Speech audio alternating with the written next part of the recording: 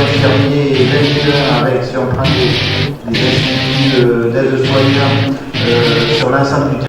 Nous avons fait un énorme effort pour préparer ce budget, 18 millions de moins de dotation d'État, et pourtant nous avons voulu que ce soit un budget au service du développement régional, au service des entreprises de notre région, au service de l'investissement et donc au service de l'emploi. 5 millions, vous le soulignez, complémentaires par rapport à l'an passé, 290 millions d'investissements pour notre région.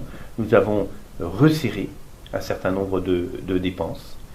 Je prends l'exemple du gaz dans nos lycées, du gaz pour les services de la région. En mutualisant, nous sommes parvenus à faire une économie de plus de 3 millions d'euros. En mutualisant, ça veut dire que nous avons mis ensemble nos besoins pour aller trouver sur le marché un meilleur prix. Nous avons fait cela de manière systématique. Par ailleurs, bien évidemment, nous regardons domaine par domaine tous les secteurs pour lesquels nous pouvons serrer nos budgets, dégager des économies pour, par exemple, créer des services nouveaux. Nous créons un service nouveau en matière de service public régional d'orientation.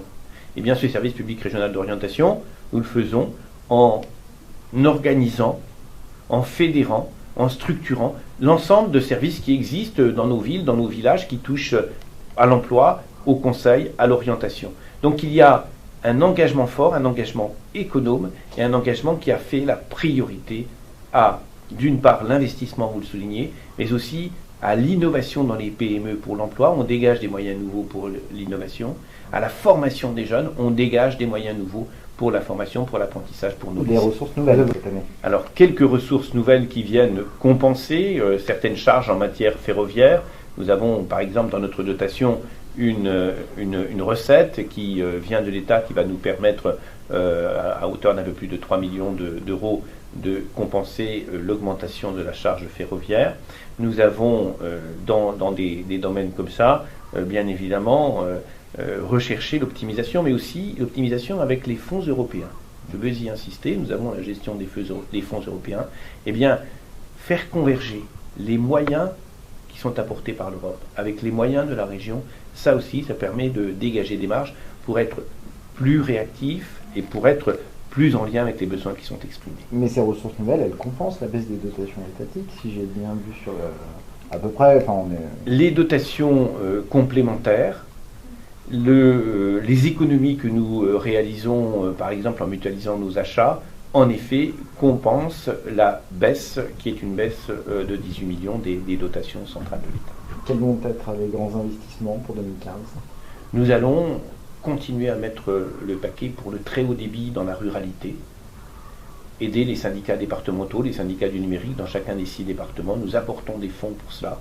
Ce sera une priorité. Il ne faut pas le décrochage numérique des territoires. Nous allons poursuivre l'investissement pour les maisons de santé pluridisciplinaires partout sur le territoire.